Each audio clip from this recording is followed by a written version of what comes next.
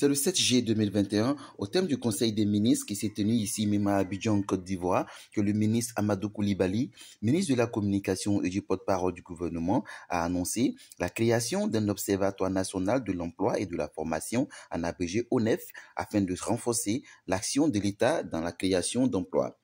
Ce décret adopté en Conseil des ministres a pour mission de collecter, d'analyser et de diffuser l'information sur le marché du travail.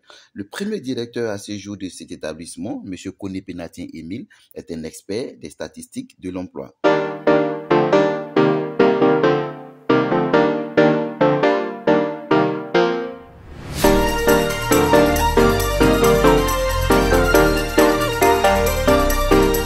Aujourd'hui, on le sait très bien, l'une des priorités du gouvernement ivoirien, c'est la question de l'emploi. Comment venir à bout de cette épineuse question?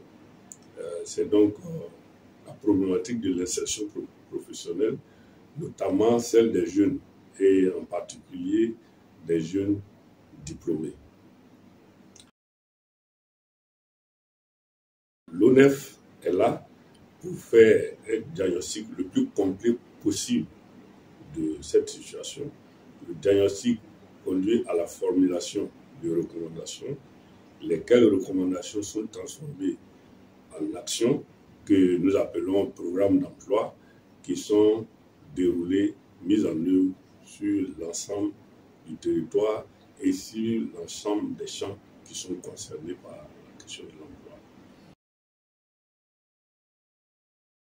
Considérer donc le travail de l'ONEF comme le laboratoire, là où on fait des examens qui permettent d'approfondir le diagnostic. À partir de là, un traitement est proposé et on va aller ensuite s'assurer que ce traitement a été fait exactement comme il a été prescrit. Et plus tard, on s'assurera que lorsque on l'a prescrit et qu'il a été suivi comme il faut, il y a eu des résultats. Là où il y a eu des résultats positifs, on dit voici des choses à perpétuer. Alors, ma carrière a commencé en 1997, précisément dans le service public de l'emploi qu'on appelait AGEP, Agence d'études et de promotion de l'emploi. Alors, comment je suis arrivé là? D'abord, j'ai fait, après une maîtrise en sciences économiques, j'ai fait un diplôme d'ingénieur statisticien économique. La seule école, la première école de référence qui me formait dans ce domaine, l'École nationale supérieure de statistique et d'économie. Alors, je suis sorti ingénieur statisticien économiste en 1997 et le chef du département de l'Observatoire de l'emploi, des métiers et de la formation à l'AGEP avait besoin d'un ingénieur statisticien économiste. Alors, donc ma carrière a commencé véritablement lorsque je suis arrivé à l'Observatoire. C'est en 2001 que j'ai pu avoir accès à ce qu'on appelle la résolution de la 13e conférence internationale des statisticiens du travail, qui définissait le chômage, la population active, la population occupée. Ça, c'est les thèmes vraiment de la 13e CIST. Et ce que j'ai vu dedans, que je n'avais pas encore vu, j'ai vu que le chômage, par exemple, pouvait se définir en renonçant aux critères de recherche d'emploi. Et dans quel cas on pouvait renoncer aux critères de recherche d'emploi. Avant, on disait critères de recherche de travail. Okay. Je suis plutôt en train de parler selon les normes actuelles, parce que je m'adapte très vite, je me suis mis aux normes actuelles. On en viendra. À partir de 2022, donc il y a eu un changement dans la définition du taux de chômage et les chiffres ont suivi. On a pu calculer des chiffres qui étaient plus sensibles, qui reflétaient plus les réalités de la Côte d'Ivoire, parce qu'on a pris en compte cet aspect-là. Pour tout dire, l'apparition de l'Internet, l'accès à l'Internet a permis de savoir véritablement, d'en savoir plus sur les statistiques du travail. Il y a eu déjà au niveau des ateliers au niveau national.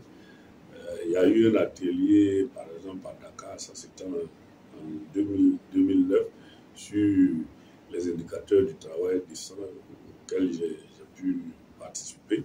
Mais bien avant, là où j'ai véritablement franchi la porte pour apprendre suffisamment sur les statistiques du travail, et je voudrais en cela remercier M. Kassi Kapou qui a été mon directeur, disons, mon mentor dans ce domaine. Il a voulu vraiment que je puisse participer à une conférence internationale des statistiques du travail. Et il s'est battu pour que je puisse participer pour la première fois à la 18e conférence internationale des statistiques du travail qui s'est tenue dans le fin novembre, début décembre à Genève. Et c'est là que j'ai commencé véritablement à rentrer, on peut dire, dans le cours de grand. L'initiative de créer un observatoire autonome sous la forme d'un établissement dédié à la production et la diffusion de l'information statistique sur le marché du travail est parti de la Côte d'Ivoire. Après, c'est monté au niveau communautaire, au niveau de l'UEMOA. Mais nous n'avons pas été les premiers à créer l'ONEF. Et nous, statisticiens du travail, en premier plan, on a souffert de ça. Et j'ai été heureux lorsqu'on m'a informé le 7 décembre 2021 que cet établissement avait été créé. J'ai été encore plus heureux lorsqu'on m'a appelé pour me proposer d'être nommé ici. Cela est arrivé plus tard en 2023. Parce que je me dis, avec ma riche expérience, je vais pouvoir lancer l'ONEF. Je vais pouvoir lui donner la bonne trajectoire. J'allais dire, l'ONEF et l'agence emploi jeune, c'est la complémentarité. L'agence emploi jeune, c'est le service public d'emploi. Un service public d'emploi met en œuvre, c'est la structure de mise en œuvre de la politique nationale de l'emploi. L'ONEF a un rôle transversal. Nous, on travaille, on a pour tutelle le ministère de l'Emploi et de la Protection sociale, mais ce que nous faisons intéresse le ministère de la Promotion de la jeunesse, de l'insertion professionnelle et du service public sur le volet insertion professionnelle.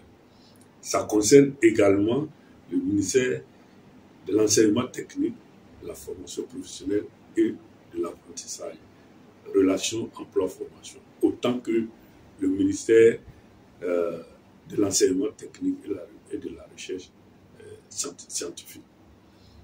Ces deux ministères forment des personnes qui vont directement sur le marché du travail. Alors, voici les ministères qui sont concernés. Donc, clairement, nous, à partir de notre diagnostic, des programmes d'emploi vont être conçus à partir des recommandations que nous faisons. Elles vont être traduites en programmes d'emploi que l'agence emploi jeune, entre autres structures, va mettre en œuvre. Et quand l'agence emploi jeune est en train de les mettre en œuvre, on va travailler avec l'agence pour garantir le suivi et l'évaluation de ces programmes. Donc, on travaille ensemble pour qu'il y ait suffisamment. Nous, notre rôle, c'est qu'il y ait de la visibilité. La visibilité pour initier les bonnes actions, la visibilité pour s'assurer qu'il y a un suivi, la visibilité pour s'assurer que ce qu'on a fait, a donné les résultats. Et quels résultats? Et on a besoin d'une collaboration très étroite, autant qu'avec l'ensemble des structures membres du système d'information sur le marché du travail.